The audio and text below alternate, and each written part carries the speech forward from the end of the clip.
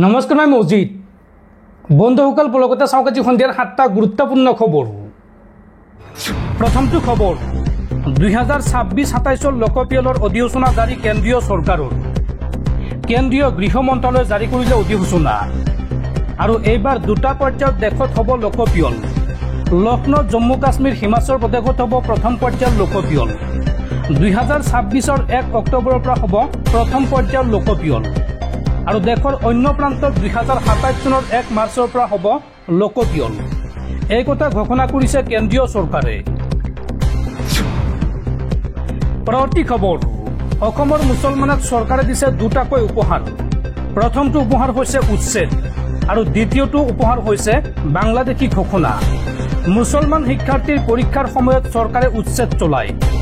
চৰকাৰলৈ অভিযোগ উত্থাপন কৰি এই গৰ্জন উত্তৰ পূৰ্বাঞ্চল সংখ্যালঘু ছাত্ৰ সন্থা চমুকৈ নেমচুত।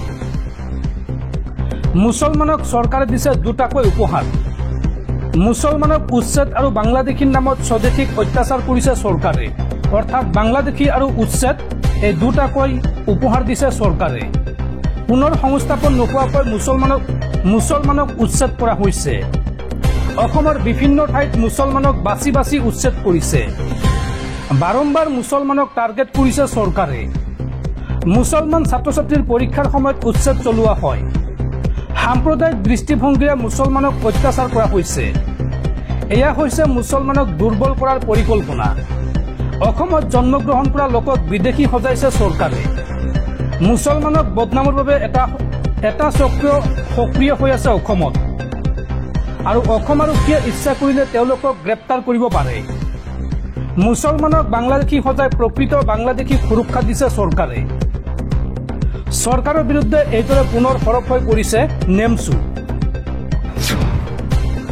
পৰৱৰ্তী খবৰ অবৈধ গৰুৰ বজাৰক লৈ এইবাৰ কঠোৰ হৈছে মুখ্যমন্ত্ৰী হিমন্ত বিশ্ব শৰ্মাৰ নেতৃত্বাধীন ৰাজ্য চৰকাৰ। এতিয়াৰ পৰা ৰাষ্ট্ৰীয় ঘাইপথত গৰুৰ বজাৰ দেখিলে লগে লগে হ'ব একশ্যন, লগে লগে গ্ৰেপ্তাৰ কৰা হ'ব। অবৈধ গৰুৰ বজাৰৰ ওপৰত তীক্ষ্ণ দৃষ্টি ৰাখিব মুখ্যমন্ত্ৰী হিমন্ত বিশ্ব শৰ্মা নেতৃত্বাধীন ৰাজ্য চৰকাৰে। অবৈধ গৰুৰ বজাৰক লৈ এইবাৰ কঠোৰ হৈছে মুখ্যমন্ত্ৰী হিমন্ত বিশ্ব শৰ্মা। ৰাষ্ট্ৰীয় ঘাইপথৰ ওচৰত নচলিব গৰুৰ বজাৰ। ৰাষ্ট্ৰীয় ঘাইপথত গৰুৰ বজাৰ দেখিলে লগে লগে হ'ব একশ্যন। অবৈধ গৰুৰ বজাৰৰ ওপৰত তীক্ষ্ণ দৃষ্টি মুখ্যমন্ত্ৰী হিমন্ত বিশ্ব শৰ্মাৰ। অবৈধ গৰুৰ বজাৰৰ অভিযোগ পালেই লগে লগে হ'ব গ্ৰেপ্তাৰ। অবৈধ গৰুৰ বজাৰক লৈ মন্ত্ৰী কৃষ্ণেন্দু পালৰ এই ডাঙৰ মন্তব্য। দৰ্শকসকলৰ বহুতো গুৰুত্বপূৰ্ণ খবৰ আছে। তাৰ আগতে আপোনাক জনাওঁ যে যদি আপুনি এতিয়ালৈকে এইটো ভিডিঅ'ত লাইক কৰা নাই তেন্তে এতিয়াই ভিডিঅ'টোত লাইক কৰি দিয়ক আৰু এনেকুৱা ধৰণৰ ভিডিঅ'সমূহ নিতৌ চাবলৈ চেনেলটো ছাবস্ক্ৰাইব কৰি কাষত থকা বেল আইকনটো প্ৰেছ কৰি ৰাখক। পৰৱৰ্তী খবৰ HSLCৰ কম্পাৰ্টমেণ্টেল পৰীক্ষাৰ ফলাফল ঘোষণা। এইবাৰ পৰীক্ষাত 5037 জন ছাত্ৰ উত্তীৰ্ণ হৈছে, লগতে 8548 গৰাকী ছাত্ৰী উত্তীৰ্ণ হৈছে। পৰীক্ষাত এইবাৰ অৱতীৰ্ণ হৈছিল সৰ্বমুঠ 54134 গৰাকী শিক্ষাৰ্থী আৰু ইয়াৰে ভিতৰত 13585 গৰাকী পৰীক্ষাৰ্থী উত্তীৰ্ণ হৈছে আৰু উত্তীৰ্ণৰ হাৰ হৈছে 25.09%।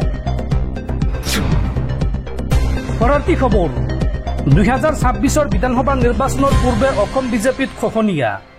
বিজেপি ত্যাগ কৰি কংগ্ৰেছলৈ শতাধিক লোক। উত্তৰ অসমত ক্ৰমাৎ শক্তিশালী ৰূপত কংগ্ৰেছ। 26ৰ নিৰ্বাচনৰ পূৰ্বে বিজেপিত খহনীয়া। পুনৰ বিজেপি ত্যাগ কৰি কংগ্ৰেছলৈ শতাধিক লোক। দল ত্যাগ কৰি বিজেপি অগপ কৰ্মীয়ে যোগদান কৰিলে কংগ্ৰেছত। গৌৰৱ গগৈ সভাপতিৰ আসনত বহাৰ পিছত উত্তৰ অসমত শক্তিশালী ৰূপত কংগ্ৰেছ। 26ৰ নিৰ্বাচনৰ পূৰ্বে বিহপুৰীয়াত শক্তি বৃদ্ধি পালে কংগ্ৰেছৰ। গৌৰৱ গগৈৰ ঘনিষ্ঠ তথা অধিবক্তা নৱজিৎ বৰাৰ নেতৃত্বত কংগ্ৰেছৰ যোগদান কাৰ্যসূচী। 2026ত গৌৰৱ গগৈৰ নেতৃত্বত অসমত এখন শক্তিশালী চৰকাৰ হ'ব বুলি দাবী কৰে নেতাগৰাকীয়ে। অটল বিহাৰী বাজপেয়ীৰ আদৰ্শক জলাঞ্জলি দিছে বৰ্তমানৰ বিজেপিয়ে। হিতাধিকাৰী আঁচনিৰ জৰিয়তে মানুহক দীৰ্ঘদিনলৈ আশ্বস্ত কৰি ৰাখিব নোৱাৰে। বিজেপিক এইদৰে সমালোচনা কংগ্ৰেছ নেতাগৰাকীৰ। পৰৱৰ্তী খবৰ ৰাজ্যত পুনৰ চলিছে হিমন্ত চৰকাৰৰ বুলডোজাৰ। আজিৰ দিনটোত একেলগে গোৱালপাৰা আৰু বঙাইগাঁৱত চলোৱা হৈছে বৃহৎ উচ্ছেদ অভিযান। গোৱালপাৰাত 7টা পৰিয়ালক উচ্ছেদ অভিযান, হাতত তালি টোপোলালৈ উচ্ছেদিতৰ কান্দন। এফালৰ পৰা 7টা পৰিয়ালৰ ঘৰ ভাঙি গৈছে প্ৰশাসনে। গোৱালপাৰাত চলিছে সৰ্ববৃহৎ উচ্ছেদ অভিযান। গোৱালপাৰাত 7টা পৰিয়ালক উচ্ছেদ, হাতত তালি টোপোলালৈ উচ্ছেদিতৰ কান্দন। এফালৰ পৰা 7টা পৰিয়ালৰ ঘৰ ভাঙি গৈছে প্ৰশাসনে। উচ্ছেদৰ পাছতে কান্দনত ভাগি পৰিছে উচ্ছেদিত লোকসকল। 1500 বিঘা ভূমিত চলিছে 15খনকৈ বুলডোজাৰ। আৰু উচ্ছেদৰ পিছতে শোকত ভাগি পৰিছে উচ্ছেদিত লোকসকল। গোৱালপাৰাৰ হাছিলা বিলত চলিছে এই বৃহৎ উচ্ছেদ অভিযান। আৰু ইফালে বঙাইগাঁৱতো 349 বিঘা ভূমিত চলিছে সৰ্ববৃহৎ উচ্ছেদ অভিযান। 30তকৈও অধিক পৰিয়ালৰ বাসগৃহত চলিল হিমন্ত চৰকাৰৰ বুলডোজাৰ। পুৱাৰে পৰাই প্ৰশাসনে চলাই আছে উচ্ছেদ অভিযান। মুঠ 29টা পৰিয়ালত উচ্ছেদ অভিযান চলোৱা হৈছে। বঙাইগাঁও জিলাৰ 6 নং ভাণ্ডাৰত উচ্ছেদ অভিযান চলোৱা হৈছে। আৰু প্ৰশাসনে কেইবাদিন আগতে জাননী দিছিল উচ্ছেদৰ, আৰু তাৰ পিছতে আজিৰ দিনটোত চলোৱা হৈছে উচ্ছেদ অভিযান। ৰঘুনাথ বিগ্ৰহ মন্দিৰ সত্ৰৰ নামত থকা 349 বিঘা মাটিত অবৈধভাৱে দখল কৰি আহিছিল এই পৰিয়ালকেইটাই। আৰু উচ্ছেদৰ সময়ত কান্দনত ভাগি পৰে এই পৰিয়ালকেইটা। পৰৱৰ্তী খবৰ, পুনৰ আন এক ভয়ংকৰ দুৰ্ঘটনাৰ পৰা কথমপি ৰক্ষা পৰিল এখন বিমান।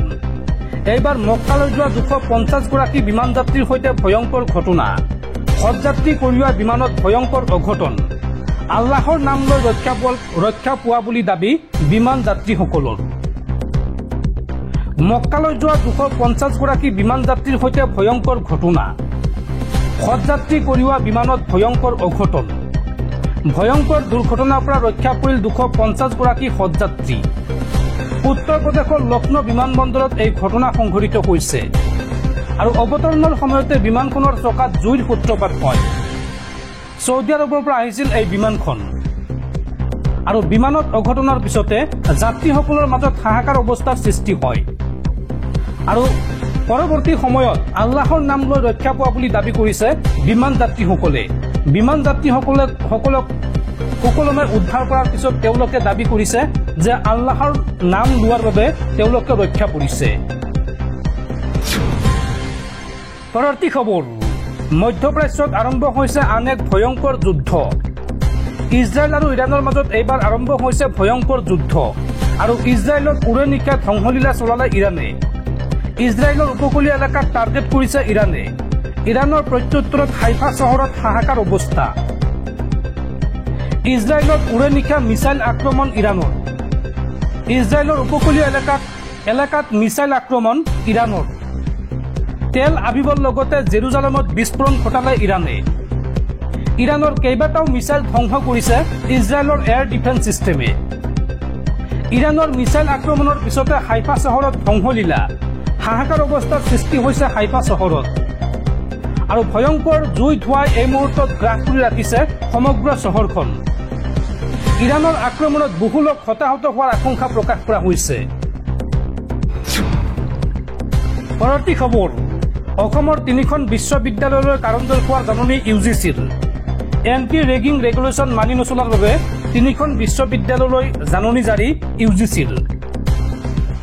বিশ্ববিদ্যালয় কেইখন হৈছে ক্ৰমে শ্ৰীমন্ত শংকৰদেৱ স্বাস্থ্য বিজ্ঞান বিশ্ববিদ্যালয় গুৱাহাটী, অসম দক্ষতা বিকাশ বিশ্ববিদ্যালয় মঙলদৈ আৰু আউনীআটী বিশ্ববিদ্যালয় তিয়কলৈ জাননী জাৰি UGCৰ।